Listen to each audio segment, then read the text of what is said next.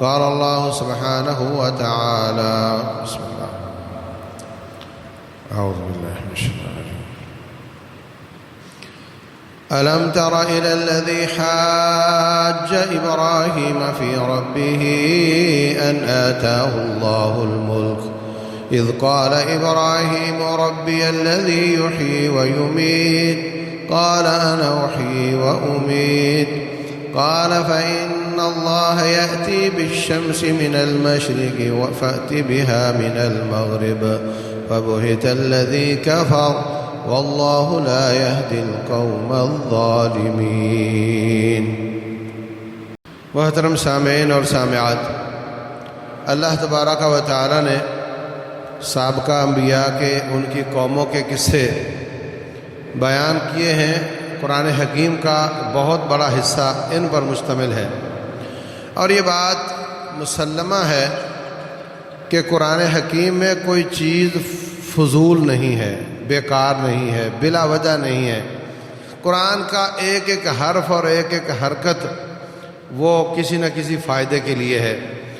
تو جب قرآن حکیم کا ایک بہت بڑا حصہ وہ سابقہ قوموں کے اور انبیاء کے قصوں پر مشتمل ہے تو لا محالہ اس کے پیچھے بہت بڑی حکمت ہے، بہت بڑے فائدے ہیں۔ ایک فائدہ تو یہ ہے کہ ان قوموں کی برائیاں بیان کر کے ہماری قوم کو سمجھایا گیا کہ آپ نے یہ کام نہیں کرنا، ان کی سزائیں بیان کر کے ہماری قوم کو ڈرایا گیا کہ اگر یہ کام کرو گے تو وہ سزا ہے۔ ان قوموں کے اپنے انبیاء کے ساتھ رویے بیان کر کے نبی صلی اللہ علیہ وسلم اور ان کے بعد داعیان کرام کو تسلی دی گئی کہ ان کے ساتھ ان کی قومیں کیا کچھ کرتی رہی ہیں، اگر تمہارے ساتھ تمہاری قوم کوئی بدسلوکی کرے تو پریشان نہیں ہو۔ اور پھر انبیاء کرام کی سیرت ہمارے لیے نمونہ ہے، ان کی خوبیاں ہمارے لیے باعث تقلید ہیں۔ ہمارا فرض بنتا ہے کہ انبیاء کرام کی سیرت کے ان پہلوؤں پر غور کریں اور ان کی جو چیزیں ہماری شریعت میں بھی ہیں ان کو اپنی زندگی کا حصہ بنائیں۔ تو ابراہیم علیہ السلام عراق میں پیدا ہوئے، وہاں سب سے پہلے تو والد کے ساتھ تبادلہ ہوا، باتوں کا دعوت دی گئی، اس نے گھر سے نکال دیا۔ یہ پہلی ہجرت ہے حضرت ابراہیم علیہ السلام کی۔ ہجرت کا معنی المہاجر من ہاجر عما نہی اللہ عنہ، مہاجر وہ ہوتا ہے جو اللہ کی نافرمانی کو چھوڑ دے، فرما برداری کو اپنا لے۔ اگر آپ کے گھر کے پاس توحید والی مسجد نہیں اور آپ اپنا گھر بیچ کر مسجد کے پاس جاتے ہو تو یہ بھی آپ کی ہجرت ہے۔ اگر آپ شہر چھوڑتے ہو یہ بھی ہجرت ہے۔ اگر آپ اپنے گھر بیٹھے گناہ چھوڑ دیتے ہو یہ بھی آپ کی ہجرت ہے۔ اگر آپ ملک چھوڑ دیتے ہو یہ بھی بہت بڑی ہجرت ہے۔ تو قانون اور قاعدہ یہ ہے کہ میں نے وہاں رہنا ہے جہاں میرا دین اچھا ہو، جہاں میرے دین کو تنگی ہے، دنیا اگرچہ اچھی ہے وہاں میں نے نہیں رہنا۔ پیسہ زیادہ آ گیا، اپنا علاقہ چھوڑ کے ڈیفینس میں بحریہ میں چلا گیا، وہاں پہ دنیا اچھی ہو گئی، بنگلہ بڑا مل گیا، روڈ کھلے کھلے، دنیا کی چمک دمک، روشنیاں، لیکن وہاں پر اس کو دین کی دعوت، دین کی تعلیم، تعلم، سیکھنا سکھانا، نمازیں پڑھنا، اس سے وہ محروم ہو گیا، تو اس کا یہ کام آخرت کے لیے بہت بڑا نقصان دہ ہے۔ تو ہم نے وہاں رہنا ہے جہاں ہمارا دین اچھا ہو، ترجیح دین کو ہے۔ ایک مصیبت دنیا کی ہوتی ہے جس کے آنے سے دنیا کمزور ہو جاتی ہے، ایک مصیبت دین کی ہوتی ہے جس کے آنے سے دین کمزور ہو جاتا ہے۔ انبیاء کرام اور ان کے ساتھی ہمیشہ دونوں طرح کی مصیبتوں میں سے دنیا کی مصیبت کو گلے لگا لیا کرتے تھے، دین کی مصیبت سے بچا کرتے تھے۔ یوسف علیہ السلام اگر اس عورت کی بات مان لیتے تو ان کو لذت حاصل ہوتی، وہ عورت ان کو پروٹوکول دیتی، وہاں پر دنیا اچھی ہو جاتی، مگر دین کمزور ہو جاتا۔ اس لیے انہوں نے دین کی مصیبت اور دنیا کی مصیبت کو جب موازنہ کیا تو انہوں نے دنیا والی پسند فرمائی۔ فرماتے ہیں رب السجن احب الی مما یدعوننی الیہ، یا اللہ جو یہ مجھے کہہ رہی ہیں نا، اس سے بہتر ہے کہ آپ مجھے جیل میں ڈال دیں، جیل میں ڈلوا دیں مجھے۔ وہاں دنیا تنگ ہو گئی، دین اچھا ہو گیا۔ باہر رہتے دنیا فراخ ہو جاتی اور دین کمزور ہو جاتا۔ مثالیں بھری پڑی ہیں سیرت کے ان پہلوؤں میں۔ تو ابراہیم علیہ السلام اپنے گھر سے نکال دیے گئے اللہ کے دین کے لیے، یہ پہلی ہجرت کی انہوں نے۔ جا کر قوم کو سمجھایا، جیسے میں نے عرض کیا تھا، ستارے دیکھے، کہا یہ بہت بلند ہیں، یہ رب ہو سکتے ہیں، ڈوب گئے۔ پھر کہا چاند ہو سکتا ہے، وہ ڈوب گیا۔ پھر سورج آیا، کہا یہ رب ہو سکتا ہے، وہ بھی ڈوب گیا۔ تو کہا یہ ڈوبنے والا رب نہیں ہو سکتا۔ دوسرے ان کے معبود بت تھے، بتوں کو توڑ دیا، وہ ان کے پیچھے پڑ گئے، کہنے لگے بتاؤ یہ تمہاری بات سنتے ہیں، ان سے پوچھو کس نے توڑا ہے۔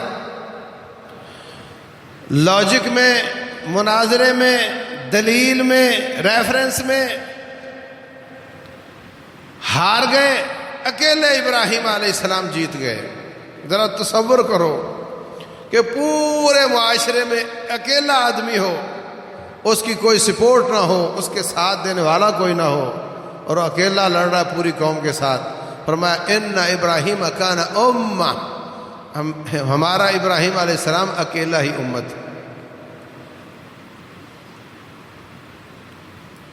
کہنے لگے بات تو اس کی ٹھیک ہے، لیکن میں نہ مانوں، اس کا حل صرف یہ ہے کہ ان کو ختم کر دیا جائے۔ حرقوہ وانصروا آلہتکم، ان کو جلاؤ اور اپنے معبودوں کی مدد کرو۔ معبود مدد کرنے کے لیے ہوتے ہیں یا مدد کروانے کے لیے ہوتے ہیں؟ معبود تو وہ ہوتا ہے جو آڑے وقت میں کام آئے، اور یہ کہتے نہیں معبودوں کی مدد کرو۔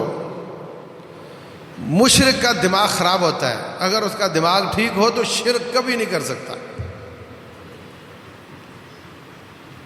سندھ میں ایک دربار ہے، بدین کے علاقے میں، وہ کہتے تھے کہ یہ ہر قسم کی بلائیں ٹال دیتا ہے۔ جب زلزلہ آیا تو اس کا مینار گر گیا، لوگوں نے کہا کہ یہ تو خود محفوظ نہیں رہا، تو یہ تمہاری بلائیں کیسے ٹال سکتا ہے؟ تو کہنے لگے دراصل زلزلہ زیادہ آنا تھا، اس نے اپنے مینار پہ برداشت کر کے تمہیں بچا لیا۔ انا للہ و انا الیہ راجعون۔ تو میرے عزیز بھائیوں، لاہور میں ایک قبر ہے، اس کے بارے میں کہتے ہیں کہ جب جنگ لگی تھی تو سارے بم جو انڈیا سے آتے تھے یہ بابا پکڑ لیتا تھا اور کسی کو نقصان نہیں ہونے دیتا تھا، یعنی بم ڈسپوزل کا آدمی تھا وہ۔ اور جب اسی دربار پہ دھماکہ ہوا اور لوگ مارے گئے تو بولے یہ بم کیوں نہیں پکڑا اس نے؟ تو عزیز بھائیوں، کہنے لگے اپنے معبودوں کی مدد کرو، اس کو قتل کرو، اور قتل بھی چھری کے ساتھ، تلوار کے ساتھ نہیں، ان کو جلاؤ۔ ابنوا لہ بنیانا فالقوہ فی الجحیم، ایسے چار لکڑیاں کھڑی کر کے نہیں، پہلے عمارت کھڑی کرو، بہت بڑے چولہے کی شکل بناؤ، کوئی 1 ایکڑ میں آدھے ایکڑ میں 4 دیواری بناؤ، پھر اس کو لکڑیوں کے ساتھ بھرو اور پھر اس میں ان کو پھینکو۔ اللہ اکبر، سبحان اللہ۔ ابراہیم علیہ السلام دیکھ رہے ہیں کہ یہ سب کچھ میرے لیے ہو رہا ہے، لیکن ذرا برابر بھی ماتھے پہ شکن نہیں، دل میں ملال نہیں، اس لیے کہ اللہ تبارک و تعالیٰ کا حکم ہے اور میں نے پورا کیا ہے۔ اب وہ جانے، اس کا رب جانے، اگر میں جل گیا تو رب سے ملاقات ہو جائے گی، اور اگر مزید کوئی مجھ سے کام لینا ہے تو اللہ تعالیٰ خود ہی بچا لے گا، مجھے کیا فکر ہے۔ اللہ اکبر۔ پھر مفسرین کہتے ہیں کہ ایک غلیل کی طرح کوئی چیز بنائی جس میں بٹھا کر کھینچا اور وہ اپنے زور کے ساتھ ان کو انہوں نے آگ میں پھینک دیا۔ آگ میں رہے، اللہ تبارک و تعالیٰ نے ان کے آگ میں جانے سے پہلے آگ کو حکم دیا، کونی بردن و سلامن علی ابراہیم، تیرا کام میں نے یہ لگایا ہے، تیرے ذمہ میں نے یہ کام لگایا ہے کہ جو تیرے میں ہے اس کو جلا دے، لیکن آج میں تمہیں حکم دیتا ہوں ٹھنڈی ہو جا، سلامتی والی ہو جا ابراہیم کے لیے۔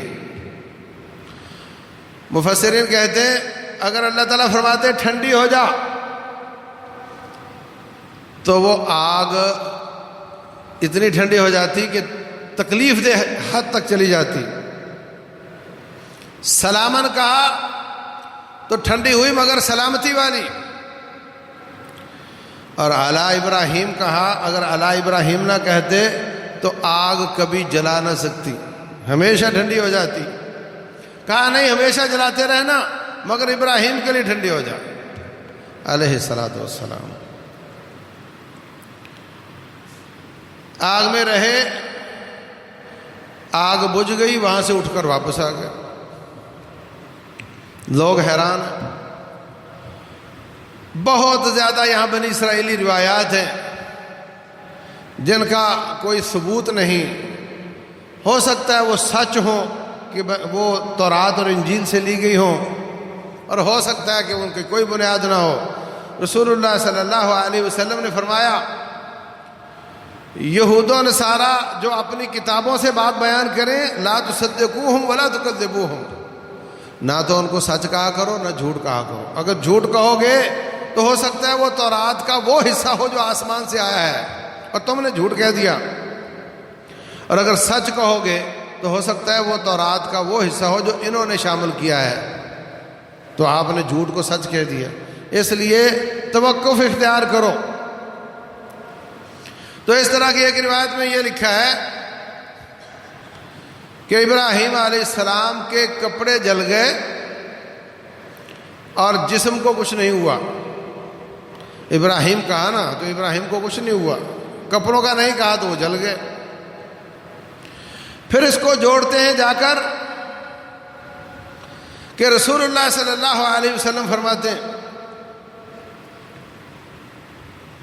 قیامت کا دن ہوگا، تبعثون یوم القیامت حفاتا عراتا غرلا، ساری کائنات قیامت والے دن ننگے جسموں کے ساتھ، ننگے پاؤں کے ساتھ اور بغیر ختنے کے، جیسے پیدا ہوئے تھے ایسے ہی اٹھائے جاؤ گے۔ وَأَوَّلُ مَنْ يُكْسَى ابراہیم، سب سے پہلے جو کپڑے پہنائے جائیں گے حضرت ابراہیم علیہ السلام کو پہنائے جائیں گے۔ یہ حدیث صحیح ہے۔ وہ کہتے ہیں کہ ہو سکتا ہے کہ وہ کپڑے قربان کرنے کی وجہ سے اللہ تبارک و تعالیٰ ان کو یہ جزا دے گا کہ قیامت والے دن سب سے پہلے کپڑے حضرت ابراہیم کو پہنائے جائیں گے۔ اللہ تبارک و تعالیٰ کسی کی مزدوری ضائع نہیں کرتا۔ ان اللہ لا یضیع اجر المحسنین، کرتے چلے جاؤ، نیکی کرو، دریا میں ڈالو، وہ گن رہا ہے، آپ کو گننے کی ضرورت نہیں ہے۔ آپ کی پائی پائی، آپ کا ذرہ ذرہ، فمن یعمل مثقال ذرۃ خیرا یرہ، ہر چیز آپ کو دے دی جائے گی۔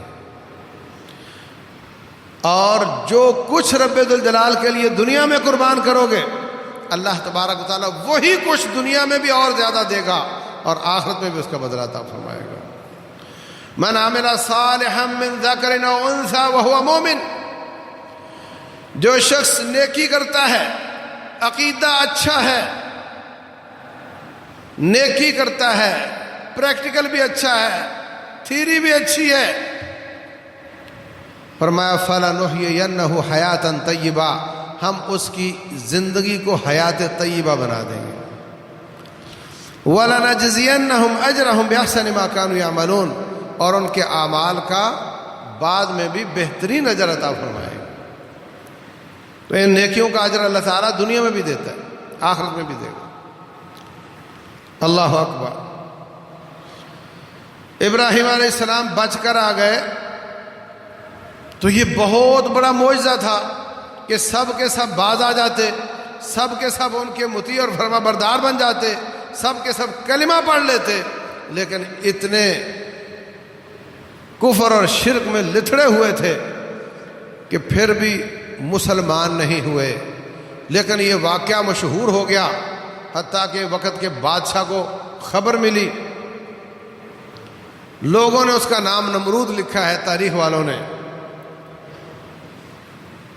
اس نے بلا لیا، کہا کہ پتہ چلا آپ کسی اور کو رب مانتے ہو، رب تو میں ہوں۔ اذ قال ابراہیم ربی الذی یحیی و یمیت، اچھا اگر تو رب ہے تو پھر میرے رب کی صفت یہ ہے کہ وہ زندگی اور موت دیتا ہے۔ کہتا ہے یہ کام تو میں بھی کر لیتا ہوں، جس کو پھانسی کی سزا اس کو آزاد کر دو، اور ایک عام آدمی جس پر کوئی کیس نہیں اس کو پکڑ کے قتل کر دو۔ دیکھو اس کو میں نے موت دے دی، اس کو میں نے زندگی دے دی۔ اب یہ بات تو غلط تھی اس کی، اگر وہ زندگی دے سکتا تو جس کو قتل کیا اس کو زندگی دے کر دکھائے۔ بات تو یہ کی جا سکتی تھی، لیکن ابراہیم علیہ السلام بال کی کھال اتارنے کی بجائے ایک اگلا پتا پھینکتے ہیں، میرا رب سورج کو مشرق سے نکالتا ہے، تو مغرب سے نکال کر دکھا۔ مبہوت ہو گیا، لاجواب ہو گیا، کوئی جواب نہیں بن پایا اس سے۔ اس کے بعد حضرت ابراہیم علیہ السلام پر عرصہ حیات تنگ کر دیا گیا۔ ان کی شادی حضرت سارہ سے ہو چکی تھی، اب ایک حضرت سارہ مسلمان تھی، ایک وہ خود تھے، اور ایک ان کا بھتیجا لوط جو بعد میں رسول بنے، نبی بنے، لوط علیہ السلام، یہ تین تھے۔ جب دیکھا کہ معاشرہ بھی سارا مخالفت میں ہے، حکمران بھی مخالفت میں ہے، گھر والے بھی مخالفت میں ہیں، اور یہاں پر اتنے معجزوں کے باوجود کوئی اثر نظر نہیں آتا، تو پھر دعوت آزمانے کے لیے علاقہ چھوڑ دیا۔ عراق سے نکلے، شام آ گئے، بیت المقدس کی طرف آ گئے، وہاں پر کچھ دیر رہے۔ وہاں پر ایسی قحط سالی آئی کہ وہاں پر رہنا بھی مشکل ہو گیا۔ وہاں سے نکلے، ساتھ ہی مصر تھا، وہاں چلے گئے۔ اس سفر میں اب یہ دیکھو ہجرتیں ہو رہی ہیں کہ میری دعوت کہاں زیادہ مؤثر ہو سکتی، میں وہاں چلا جاؤں۔ وہاں سے مصر جاتے ہوئے مصر کے بادشاہ کو پتہ چلا کہ ایک چھوٹا سا قافلہ گزر رہا ہے، ان کے ساتھ ایک عورت بہت خوبصورت ہے۔ اس نے کہا چھین کر لے آؤ۔ یہاں پر انہوں نے کہا کہ یہ میری بہن ہے۔ بہن اس معنی میں کہ پوری دنیا میں یا تو مسلمان ہے یا میں مسلمان ہوں، عورتوں میں صرف ایک ہی مسلمان ہے، اور وہ مسلمان بہن ہے، اس معنی میں بہن کہا اس کو۔ ادھر بت توڑ کر کہا یہ بڑے نے بت توڑے ہیں، توڑے خود تھے، ان کو زج کرنے کے لیے۔ وہ کہنے لگے ہمارے ساتھ میلے پر چلو، فرمانے لگے انی سقیم، میں بیمار ہوں۔ ان کے ساتھ میلے پر نہیں گئے۔ انی سقیم کا واقعہ بھی قرآن میں ہے، بل فعلہ کبیرہم ھذا، یہ واقعہ بھی قرآن میں ہے۔ اور یہ کہ مصر کے بادشاہ نے جب چھیننا چاہا تو کہا یہ میری بہن ہے، یہ واقعہ بخاری شریف میں ہے، اور یہ حدیث بھی بخاری شریف میں ہے، بلکہ قرآن میں بھی ہے، وَاذْكُرْ فِي الْكِتَابِ إِبْرَاهِيمَ إِنَّهُ كَانَ صِدِّيقًا نَبِيًّا، ابراہیم علیہ السلام کا تذکرہ کرو، وہ سچا نبی ہے۔ قرآن کہتا ہے وہ سچا نبی ہے۔ بخاری شریف کی حدیث کہتی ہے انہوں نے 3 موقعوں پر توریہ کیا تھا۔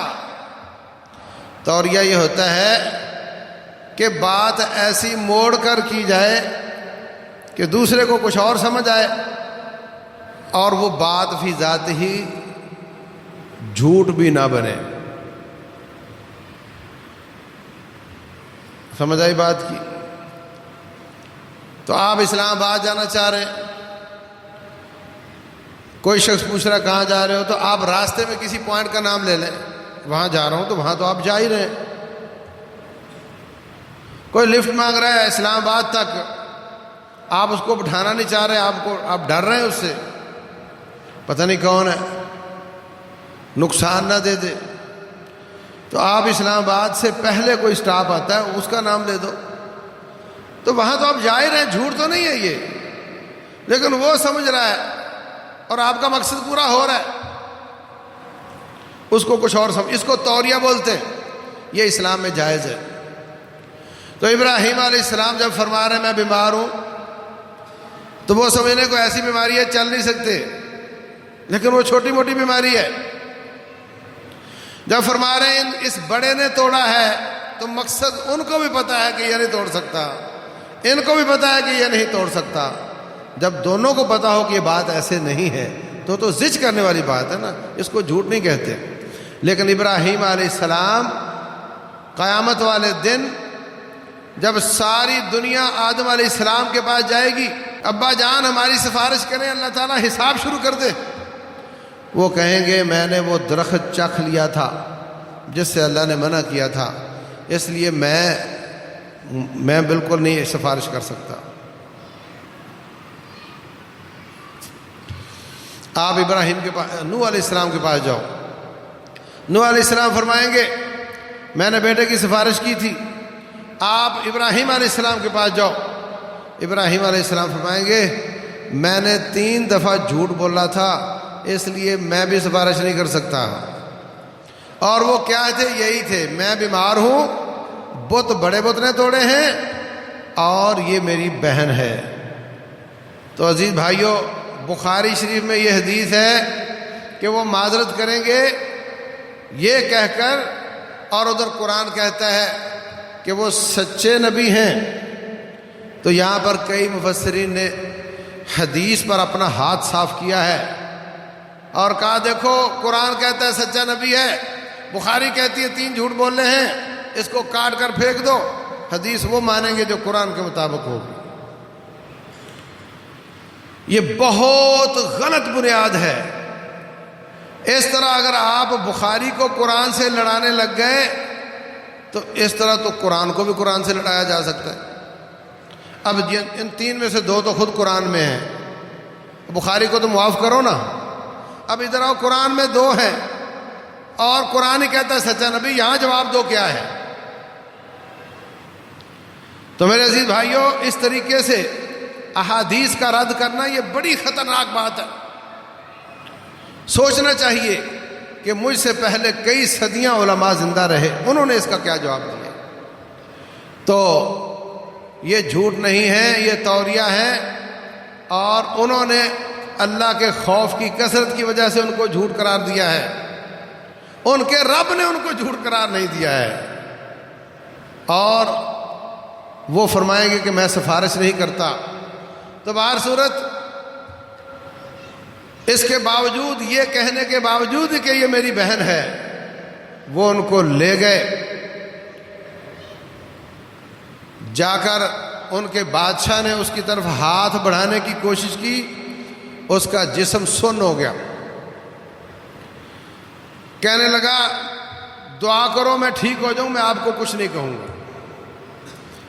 انہوں نے دعا کی، وہ ٹھیک ہو گیا۔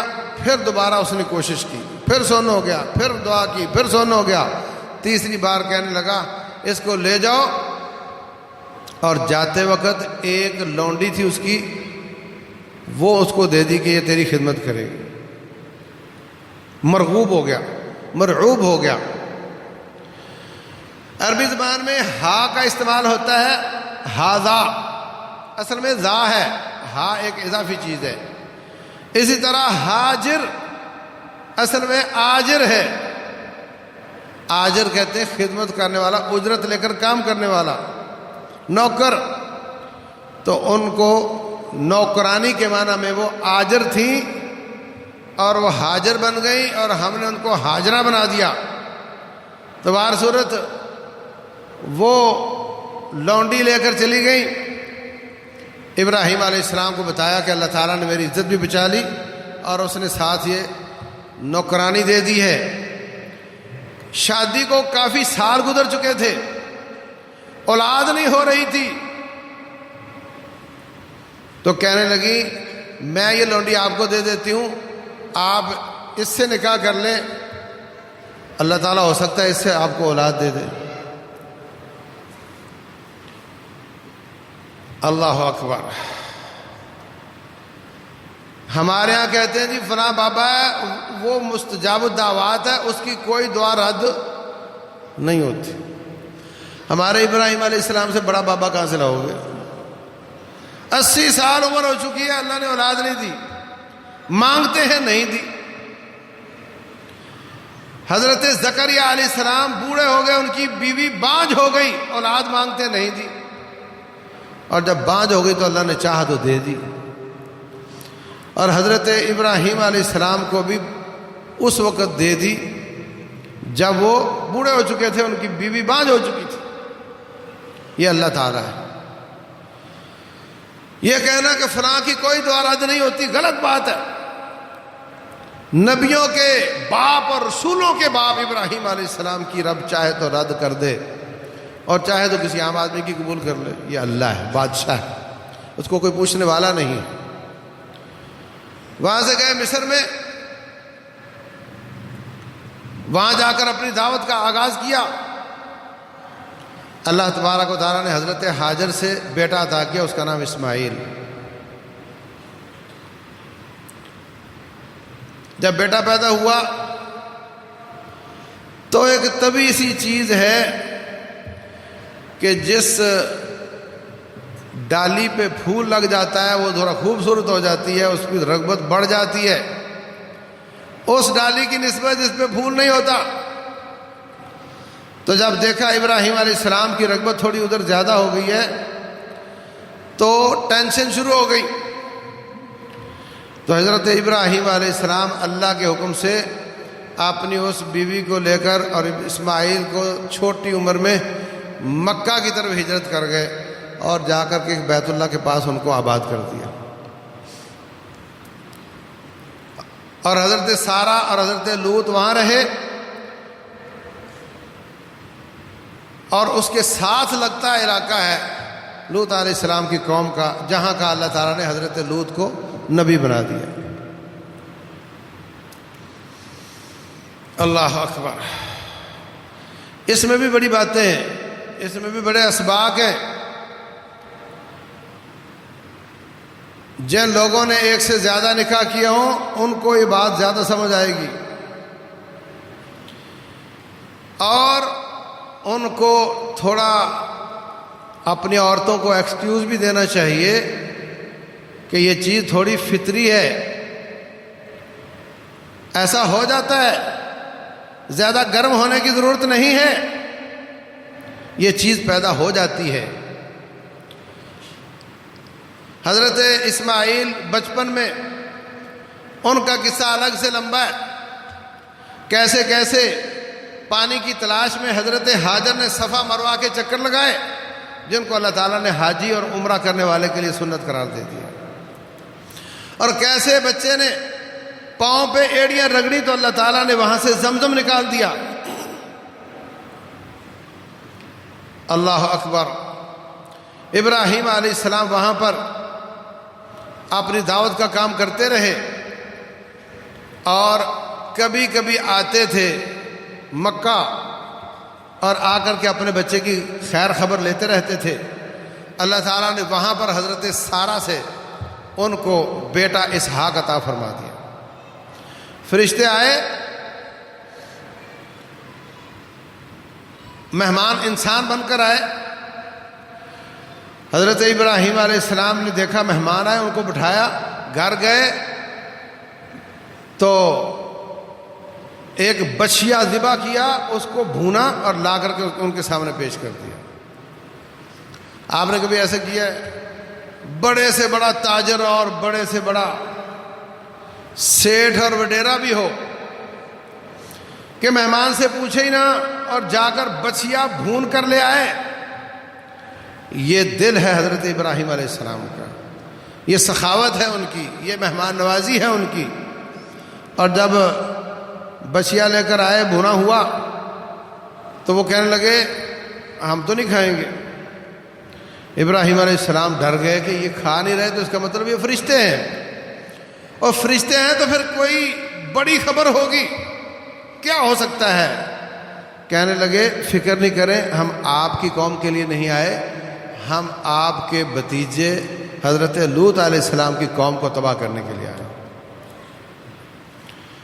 اور اللہ تبارک و تعالیٰ آپ کو بیٹا عطا کرے گا۔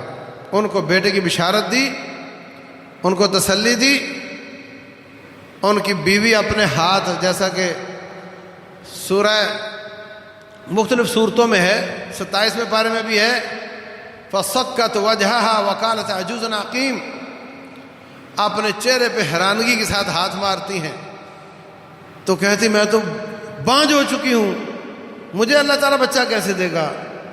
کہا کہ اللہ تبارک و تعالیٰ ہر چیز پر قادر ہے۔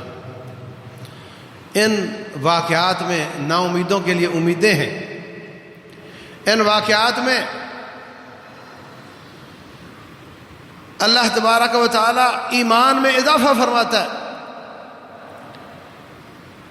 اور یہ کہ رب چاہے آگ جلائے، رب چاہے آگ ٹھنڈی ہو جائے، رب چاہے چھری کاٹے، رب چاہے چھری نہ کاٹے، رب چاہے دریا چلے، رب چاہے پانی تھم جائے، راستے بن جائے، رب چاہے صحت مند جوڑے کو نہ دے، یَهَبُ لِمَن یَشَاءُ إِنَاثًا وَیَهَبُ لِمَن یَشَاءُ الذُّکُورَ، جس کو چاہتا ہے بچے دے دیتا ہے، جس کو چاہتا ہے بچیاں دے دیتا ہے، اور یزوجہم ذکرانا و اناثا، جس کو چاہتا ہے بچے بچیاں دونوں دے دیتا ہے، ویجعل من یشاء عقیما، جس کو چاہتا ہے بے اولاد کر دیتا ہے۔ کوئی وزیر آباد کا اور دوسرے تیسرے شہروں کا بندہ رب کے مقابلے میں بچے نہیں دے سکتا، صرف وہ دیتا ہے۔ اگر دنیا میں کوئی اور آپشن ہوتا تو جن کے ہاں شرک کرنا کوئی مسئلہ ہی نہیں ہے، ان کو تو پھر لا اولاد، وہ تو لا اولاد نہ ہوتے نا۔ اگر کوئی اولاد دے سکتا ہوتا تو پیسے والے تو لا اولاد نہ ہوتے نا، وہ تو سب کچھ لے سکتے ہیں۔ وہ اللہ ہے، اور جب چاہے تو ایسی عورت کو اولاد دے دے جو بالکل بانجھ ہو چکی ہے۔ وہ ہر چیز پر قادر ہے، اور آج بھی قادر ہے۔ لوگ سمجھتے ہیں کہ اب جو ہوتا ہے یہ امریکہ کرتا ہے، ارے نہیں، آج بھی وہی قادر مطلق ہے، آج بھی ہر کام وہی کرتا ہے، آج بھی ہر شر کو وہی رفع کر سکتا ہے۔ اسی کے سامنے جھکنا چاہیے، اسی سے ہی مانگنا چاہیے۔ انشاءاللہ آئندہ اگلے قصے مکمل کیے جائیں گے۔